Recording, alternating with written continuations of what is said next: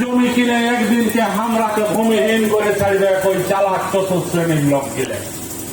যার জন্য আমাদের অবিলম্বে সিএনটি এক লাগু করতে হবে, যাতে কুড়মির জমি কিনতে না পারে। কুড়মির যেটা চালু আছে সেটাকে লাগু করতে হবে। যদি বলে চালু নাই, যে আমরা মুখ্যমন্ত্রী মমতা বন্দ্যোপাধ্যায়ের সঙ্গে আমি নিজে কথা বলেছি সিএনটি এক নিয়ে। মমতা বন্দ্যোপাধ্যায় বলেছে আইনি দিকটা দেখে নিয়ে করে দেওয়া হবে বলেছিল।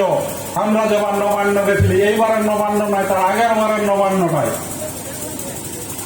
কেননা তারা সদুত্তর দিতে পারছে না সরকার যে সিএনটি ওল্ড ছোটনাগপুরে সিএনটি এক লাগু আছে, কিন্তু কোন নোটিফিকেশনের বলে সেদিন কুড়মিরাকে বাদ দিয়েছে এবং পশ্চিমবঙ্গের ক্ষেত্রে কি করে সিএনটি এক লাগু নাই, যেটা ঝাড়খণ্ডে লাগু আছে।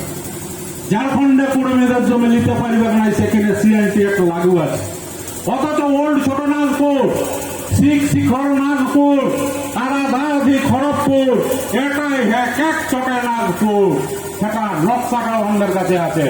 তাহলে অবিলম্বে সিএনটি এক লাগু করতে হবে, সেটা ভূমি দপ্তরের কাছে আমরা ডেপুটেশনটা দিতে চাই। এরপরে আসি বন দপ্তর। আপনারা সবাই জানেন আমরা বহুবার ডেপুটেশন দিয়েছি, ডিএম সাহেবকেও আমরা বলেছি, ডেপুটেশন দিয়েছি। ডেপুটেশনের মাধ্যমে যে ন্যাচারাল ভাবে যে সমস্ত গাছের সৃষ্টি হয়েছে, যেটা আপনি প্রকৃতি সৃষ্টি করেছে, সেই শাল, মহুল, পিয়াল, যেগুলা কেউ লাগাই নাই, যেদিন ফরেস্টেই ছিল না, সেদিন এই বনে জঙ্গলে আমরা হাতি জন্তু জানোয়ারের সঙ্গে লড়াই করে আমাদের বাপ ঠাকুর দাদাদের হাড় গাড়া আছে এই জমিয়ে, এই জঙ্গল সাফা করে আমাদের পূর্বপুরুষরা জমি তৈরি করেছিল। কিন্তু দুঃখের বিষয়, এই সমস্ত লোক যেদিন দায়িত্ব পাইল, সরকারি বিভিন্ন আইন দেখায়, তারা কি করছে, ন্যাচারাল ভাবে যে সমস্ত গাছ আছে সেইগুলাকে তারা বাছে বাছে কাটিয়ে দিচ্ছে। আমরা মানা করেছি যে বিশেষ করে শাল গাছগুলা নিধন করবেন না, এটা আপনারা লাগান নাই। প্ল্যান্টেশন হলে ঠিক আছে, যে প্ল্যান্টেড গাছ বটে আমরা লাগাইছি, আমরা কাটিব আলাদা জিনিস। ন্যাচারাল ভাবে সৃষ্ট গাছ ফরেস্টার সামান্য রেভিনিউর লোভে সেই গাছগুলাকে কাটিয়ে ধ্বংস করে দেওয়া। তো যখনই ওর গাছ কাটছে, তো হাতিদের জায়গাও ওর ঘরটা যদি ভাঙে, কারো ঘর ভাঙলে কি হবে, তো অন্য দিকেই দৌড়িবে।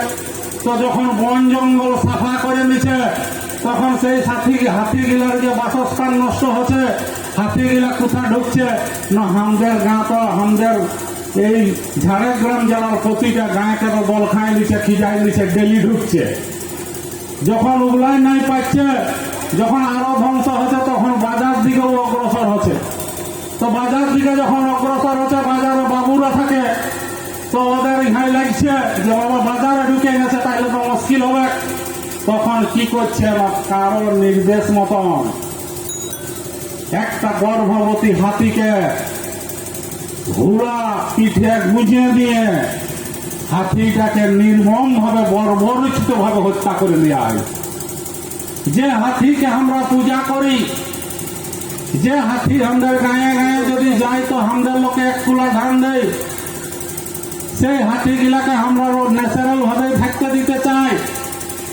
হাতিগুলাকে এত ক্ষিপ্ত করছে, ফরেস্ট ডিপার্টমেন্ট ক্ষিপ্ত করছে। প্রতিনিয়ত হাতিগুলাকে ইয়ার বিলেলে তার বিল, তার বিলেলে ওয়ার বিল, তার বিলেলে তার বিল, ডেলি হুলাপাটিকে নামায় নিয়ে হাতিকে উত্তপ্ত করা হচ্ছে, হাতিকে বিরক্ত করা। আমরা চাই হাতি খেদা বন্ধ হোক। হাতি খেদার নামে কোটি কোটি টাকা সরকারের তছরূপ করা বন্ধ হোক। হাতি ন্যাচারাল ভাবে ঘোরাফেরা করবে এবং কারো যদি রায়ত জমিতে ঢুকে ফসলের ক্ষতি করে, তো সেই জায়গায় ক্ষতিপূরণ দেন। এবং ক্ষতিপূরণটা লেখা আছে, কমসে কম নিম্নতম জমিনে ঢুকলে 10,000 টাকা ক্ষতিপূরণ লাগবে। এইবারে ক্ষয়ক্ষতি বিচার করে আরো বাড়বে। তারা কি করছে, প্রতিনিয়ত ঝাড়গ্রামে এই মারছে। পরপর সেদিন 5 টাকা মরাইল। আমার তোমার ধরে চকে যায়, চকে বসেছিল বেচারি, ফোন রাখতেছিল, পেছান দিকে গেছে চটকাই মরাইল। ডিপার্টমেন্ট কি করছে? 5 লাখ টাকার একটা চেক এনে তাদেরকে দিয়ে নিচ্ছে, ওই যে 5 লাখ টাকা। তো সেই ফ্যামিলি মেম্বারের উপার্জনের ফলে সেই সংসার চলে। সেই যে একটা লোকের জাহান ঘুরাই দিতে তো পারবে না, সেটা আমরাও জানি। কিন্তু ওই সামান্য ক্ষতিপূরণের দ্বারা কোনো সময়ে সেই ফ্যামিলিটা চলতে পারে না। যার জন্য এই 5 লাখ টাকা ক্ষতিপূরণ নয়, হাতের দ্বারা যদি মানুষ মারা যায় সেই জায়গায় 20 লক্ষ টাকা করা আছে, 20 লক্ষ টাকা কমসে কম ক্ষতিপূরণ দিতে হবে। ঠিক আছে না? ঠিক আছে, তুমি জমা নাই বলছে আমার এখানে জান হবে। এবং 5 লাখ টাকা দিয়ে বলছে একটা সরকারি চাকরি দেওয়া হবে। তো বলছে কেমন চাকরি?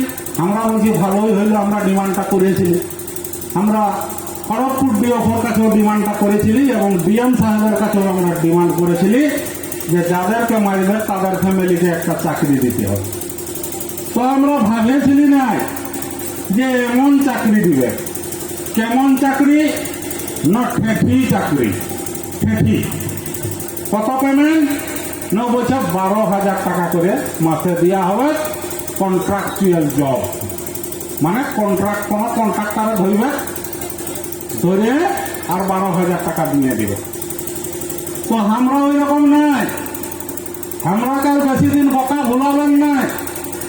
কলকাতায় যদি চড়কা করে রোগ মরে তো ওরা স্থায়ী চাকরি পায়, আর আমাদের দেখুন হাতিয়ে চটকায় মরান দিছে আর 12,000 টাকা ঠেঠি চাকরি আমরা মানব নাই। আমরা দাবি করছি কি হাতিয়ে মানুষ মারলে স্থায়ী চাকরি দিতে হবে। ঠিক আছে না? স্থায়ী চাকরি ফরেস্ট ডিপার্টমেন্টে দিতে হবে এবং স্থায়ী চাকরি দিতে হবে, নাইলে আগামী দিনে লড়াই জোরদার হবে। আমরা কিন্তু হুঁশিয়ারি নিয়ে রাখতে পারি। এইরকম আরো দাবি কি? আজ আমরা জল জঙ্গল জমিনের জন্য লড়াই করছি। আমাদের বাপ ঠাকুর দাদারা লড়াই করে গেছে, আমাদের পূর্বপুরুষরা লড়াই করে গেছে জল জঙ্গল জমিন বাঁচাবার ক্ষেত্রে।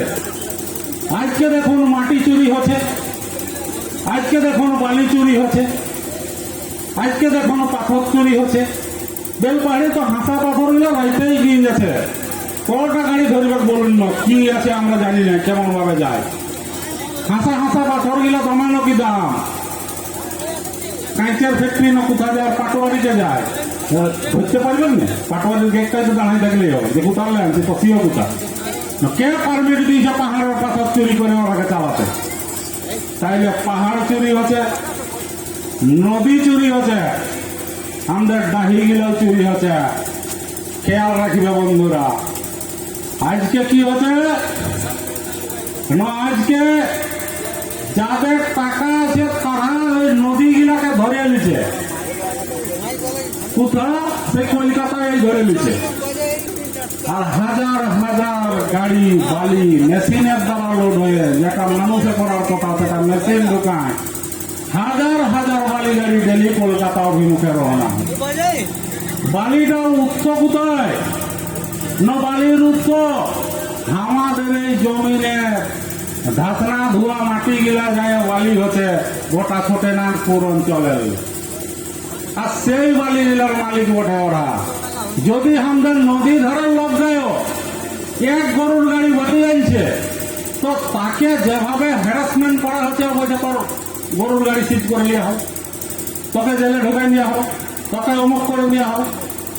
যার জন্যে এই যে লোকাল লোককে, যারা নদী ধারে বসবাস করে, যেগুলা আমাদের জমি বটে, যে নদী আমাদের বটে, আমরা তার মালিকানা বটি, আমরা ৭৫,০০০ বছরের বসবাস করে আসছি।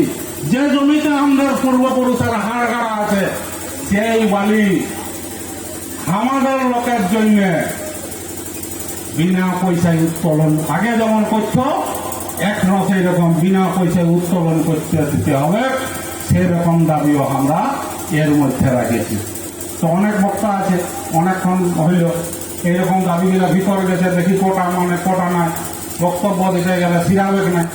আজকে আমাদেরটা কি বলল না, 20 সেপ্টেম্বর একটা ঐতিহাসিক দিন।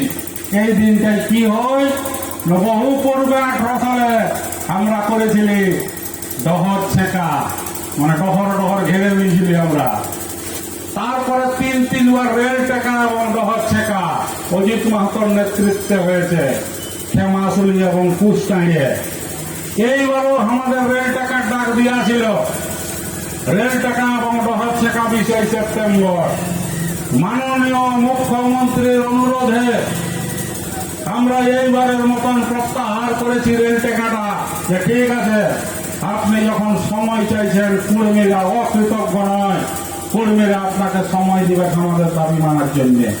ঠিক আছে, আপনার কথা মতন আমরা এইবারের মতন প্রত্যাহার করে নিলাম রেল টেকা। তো যেহেতু ঐতিহাসিক দিন, সেই জন্য ঐতিহাসিক দিনের সন্নিকটে আছি আমরা। অজিত বাবুর নেতৃত্বে আদিবাসী কর্মী সমাজ একটা কুর্মী অঙ্কনি করোনা ঝাঁটের ডাক দেওয়া হয়েছে। অর্থাৎ হুমচে, অঙ্কানি মানে হুমচে, মানে যেটা হুমচে করমের ঝড় নিয়ে ডিএম এর কাছে ডেপুটেশন দেওয়া হবে। তো ঝড় বইতে গেলে তো টুকু বাতাস লাগবে, তো বাতাস লাগার জন্য একটা আলোওয়ালা গাড়ি আনা হয়েছে। দমে ফোন বুঝে ওগুলো আমার গাড়ি ঢুকাই দিলে অমুক করলে, তোষক করলে, এগুলো সিজ করলে, আবার অমুক করা হবে, তোষক করা হবে। যখন দুর্গা পূজার বাজে তখন ওইটা থাকে না, আমরা দেখাই দিব। সেদিন কালকেই আমি একটা ছিলি লালগড়ালে মিটিং করে মহলা গড়িলে, কাইলেও ভোখা ডিজাইন নিয়ে বিশ্বকর্মা পূজা ভাষণ হতে ছিল, তখন কারো নজরে ভেটে নাই। কুর্মী একটা গাড়ি আনলে কুর্মীরটা নজরে পড়ে গেছে। তো ঝড়টা কুর্মীর কি বটে, এটা একটা কুর্মী ঝড় বটে না, কুর্মী পড়া বটে। দিবেন কে ঢুকাই দিবেন, আর নাহলে মারবেন, আর কি করবে। কিন্তু আমরা যে আন্দোলন, এই আন্দোলন কিন্তু থামার নাই। কতদিন থামার নাই না, যতদিন নাই কর্মী আদিবাসী হচ্ছে ততদিন পর্যন্ত কিন্তু আমরা বিরক্ত করেই চলবো। আমরা শিডিউলে যতদিন নাই আপনারা আসবে, যার জন্য আমরা আগামী দিনে অজিত বাবুর নির্দেশে খুব তাড়াতাড়ি জরুরি একটা বৈঠক হতে চলেছে, এবং এই জরুরি বৈঠকের দ্বারাই আমাদের দাবি যদি না মানা হয় আরো বৃহৎ আন্দোলন ডাকা হবে। এই রকমের আমার কাছে অজিত মাহাতোই বলেছে এবং এই রকমের খবর আছে। তো প্রথমে আমরা ডাকে নেব উদ্বোধনী সঙ্গীত পাওয়ার জন্যে। আমাদের বাজনদার ভাইরাকে একটু আসার জন্য আমি নেহর করছি, এবং নয়াগ্রাম থাকতে হ্যাঁ